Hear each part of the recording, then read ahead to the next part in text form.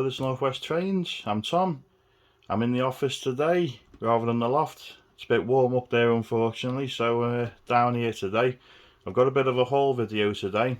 Now if you've seen my posts on Facebook and Instagram, and obviously my video on YouTube, I've been to the Rail Riders show in the Crewe Heritage Centre on Saturday.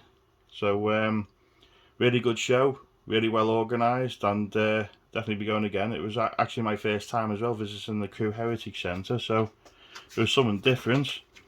So if you're not familiar with the Rail Riders, this is like the little show guide we got. So there's an idea of what the site was like. So there's no actual running line for the standard gauge trains. There's not much of a space for them to do that, unfortunately, but there's a miniature railway line for the kids to go on. A little list of all the exhibits. There's plenty of model railways and trade stalls, and you had the likes of Backman and Cavalix and various others doing demonstrations. Well, demonstrations of what's coming for their new products. And just have a little look on the back if you're interested in joining. It says starts from £35 a year. If you're into the real railways, it's good if you want to visit the depot tours. I done Carnforth back in February, and I can highly recommend it. It is worth it. You also get your discounts at various heritage railways and model shops as well, so have a look into it. Now, so bits are bought yesterday. Going back to January, just after Christmas, I showed my Graham Farish train set that I got, a vintage Graham Farish train set with the original track mat. And I saw these in the actual shop in the Heritage Centre, £5 each. Haven't been built or anything, still as new. And these are quite hard to come by now, and they go for silly money on eBay. So I thought I'd pick up a couple. They had loads, to be fair, but I can't justify spending much at the moment on this sort of thing. So the idea is save it up, and then one day if we get the space and the time, I'll reset up the track mat layout again, just as a bit of nostalgia. So yeah, nice little buy there thing. I also got this support coach from the Backman Collectors Club, or it's a Backman stand. So take a look on the sides, Mark 2A, brake first corridor. So they announced this coach. It was supposed to be the actual coach for the Jubilee loco, so hopefully if I get Leander up Bahamas one day, I can run them together, but I can also run it with my other mainline locos on the layout. I'm hoping to get the West Coast Railway coaches soon from Backman. They're not the cheapest anymore. I suppose they never were really, but it's trying to go for quality rather than quantity, I suppose, at the moment. But it's a really nice coach. You got all the separately fitted parts on it. The only unfortunate thing really, there's no internal lighting to it or anything, or a rear flashing light would have been nice. Forget what they're called now, or like a warning light. Just have a little look there.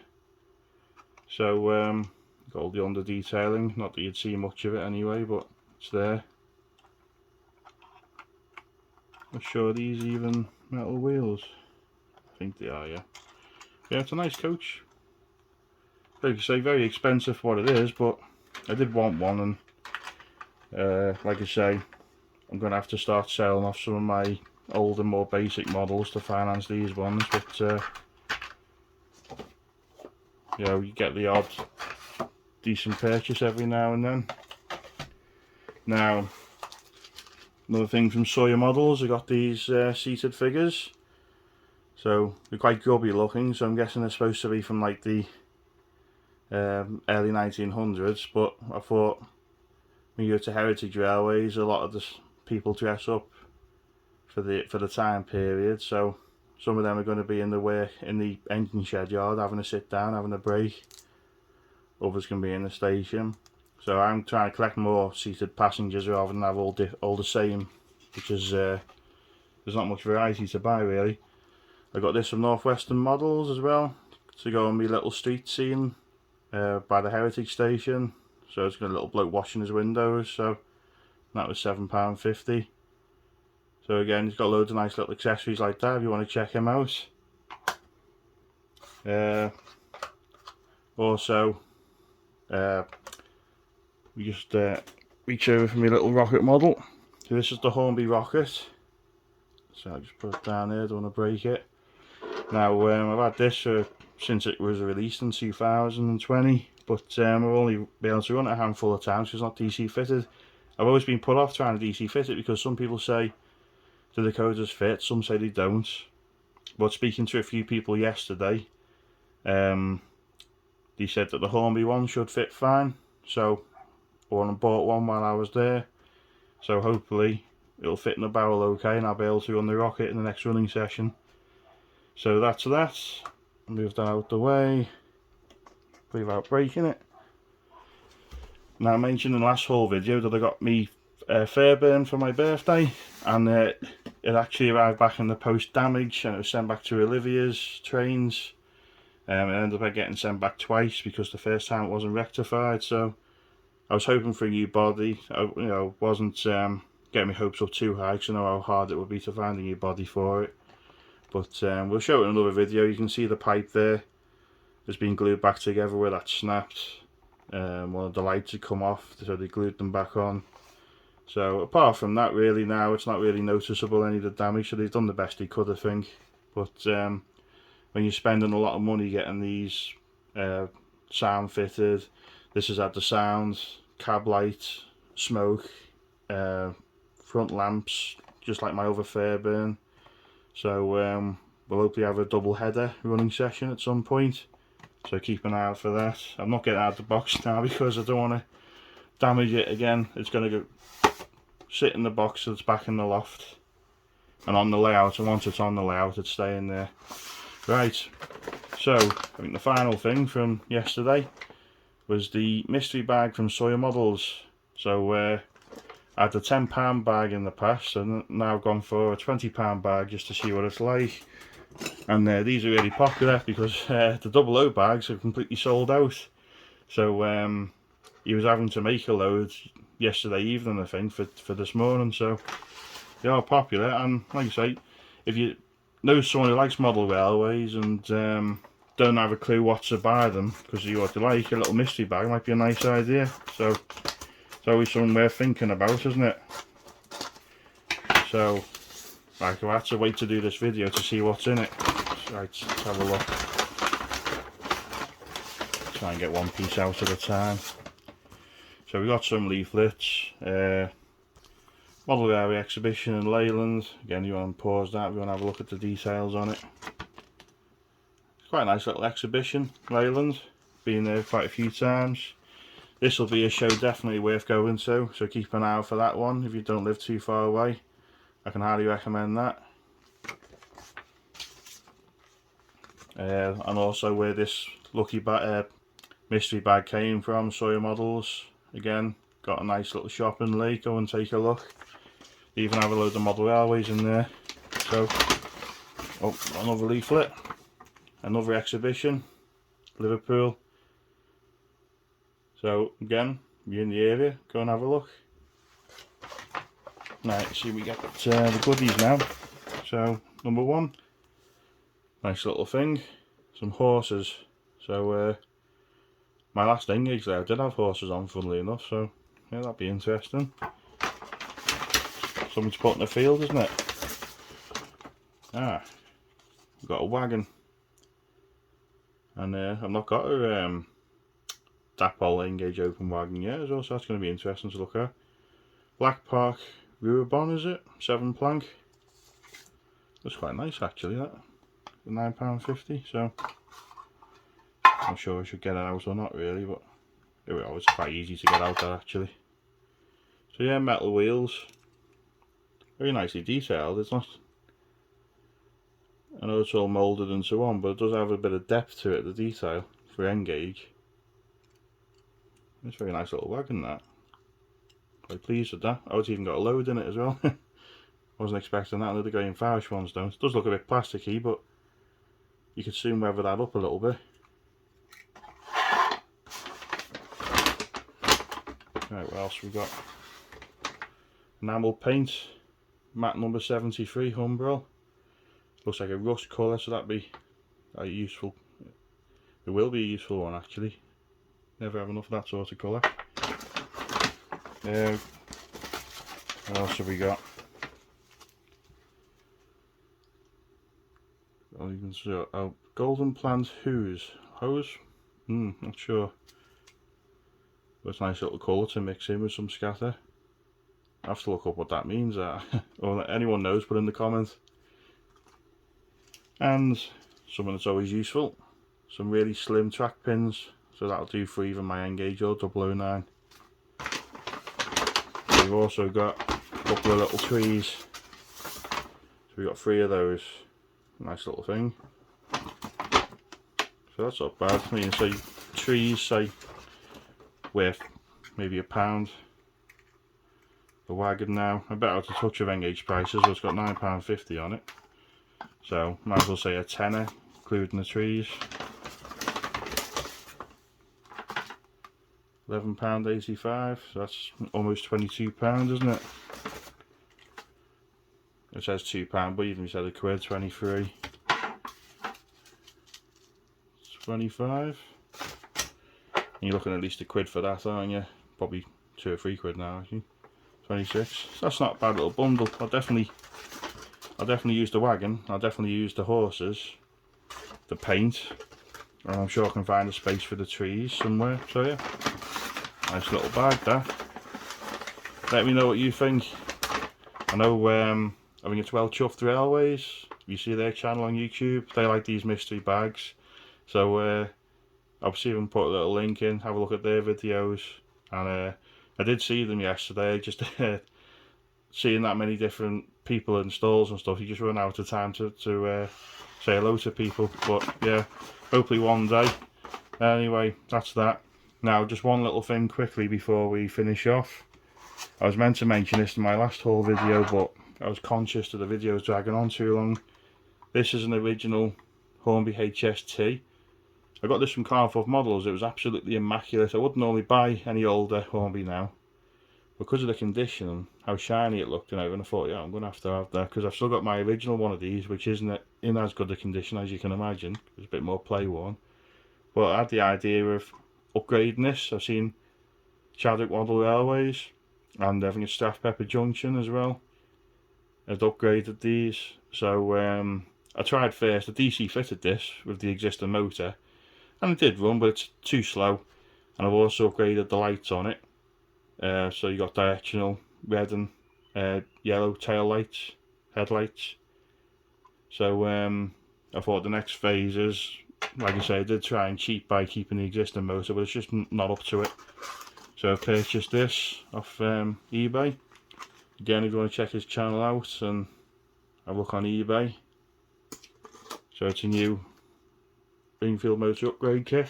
So that's another little project to do. And once this is working, and if I can justify the cost, I might do it to a few other older engines as well. I've got this in the Virgin livery, Intercity Swallow livery, and I don't really want to part with them. So for someone who's on a budget but wants modern DCC, this is the way to do it. I mean, this cost an immaculate condition for a 2-car set and a dummy car was £55, I think. So yeah, it's a good way of getting into DCC, I reckon. So anyway, I'll next time I get up in the loft, I'll hopefully have the rocket running, and maybe even this. And once these various little projects are done, like I'm still working on these 009 kits as well. Once they're all completed and this desk area is cleared, I'm hoping to get my N-gauge layout out of the loft that it's been stored there now for about 5 or 6 years.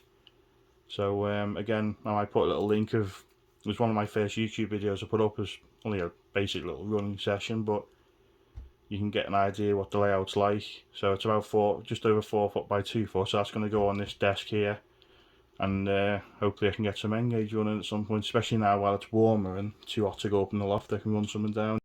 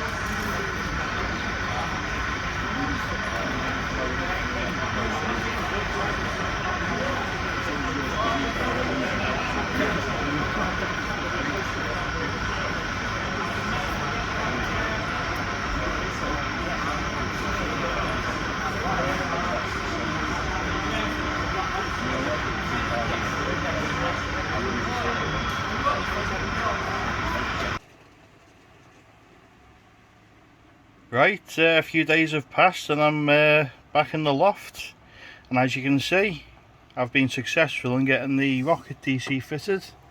So the driver's looking a bit wonky at the minute, but I just need to sort that out.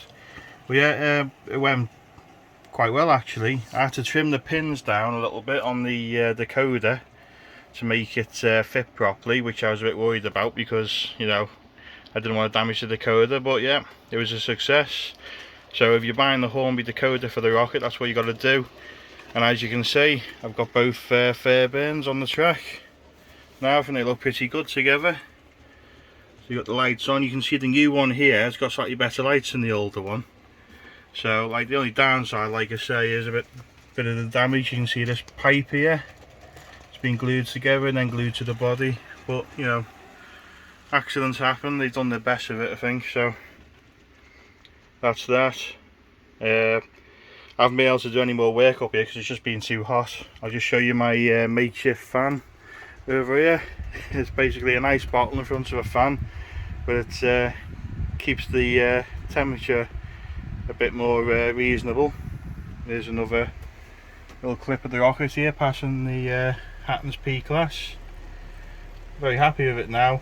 I'll do a proper running session when it gets a bit cooler, because we've got the different open coaches and they've got those flat wagons to go with the rocket engine. So we'll see more of it the next well, hopefully in a month or so. So we'll see. As soon as the temperatures start going down a little bit in the evenings, I'll be able to come up here again more often.